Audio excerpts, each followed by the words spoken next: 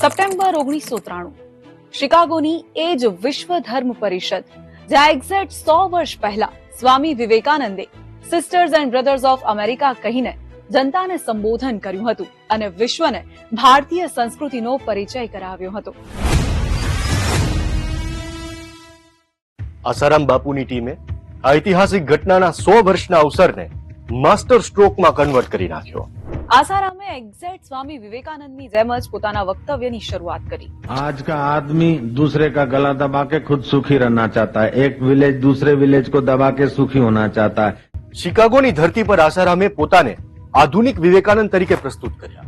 એ કોન્ફરન્સમાં અન્ય વક્તાઓને થોડો ઘણો સમય મળ્યો, પણ આસારામે પહેલી વારમાં 55 મિનિટ અને બીજી વારમાં 75 મિનિટ સુધી ભાષણો આપ્યા. આ પરફેક્ટ ઇવેન્ટ મેનેજમેન્ટ હતું, જેનું પરિણામ ધાર્યા કરતા પણ ઘણું સારું આવ્યું.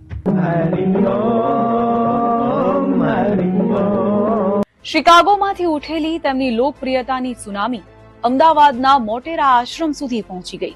તેમનો સાબરમતી આશ્રમ ગ્લોબલ હેડક્વાર્ટર બની ગયો અને તેમના અનુયાયીઓની સંખ્યામાં પણ રાતોરાત જબરદસ્ત ઉછાળો આવ્યો.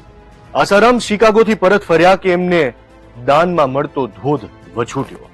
હવે એક નાનકડી કુટીર સેંકડો એકરમાં ફેલાયેલા આશ્રમ બનવા માંડ્યા. સુરત, દિલ્હી, હરિદ્વાર, ઇન્દોર દરેક જગ્યાએ આસારામ બાપુના ઝંડા લહેરાતા હતા. આજે આસારામ બાપુના ફક્ત ભારત દેશમાં જ નહીં, પરંતુ અમેરિકા, કેનેડા સહિત 19 દેશમાં 400 કરતા પણ વધુ આશ્રમ છે. એમનો દાવો છે કે સમગ્ર વિશ્વભરમાં તેમના 4 કરોડ કરતા પણ વધુ અનુયાયી છે.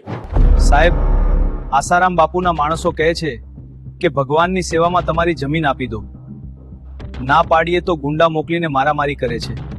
સાહેબ, આ લોકો ખાલી સરકારી જમીન અને નગરપાલિકાના પ્લોટ પર કબજા કરી લે છે અને પછી તેને રેગ્યુલરાઇઝ કરાવવા માટે હજારો લોકોની ભીડ ભેગી કરીને પ્રેશર ઊભું કરે છે.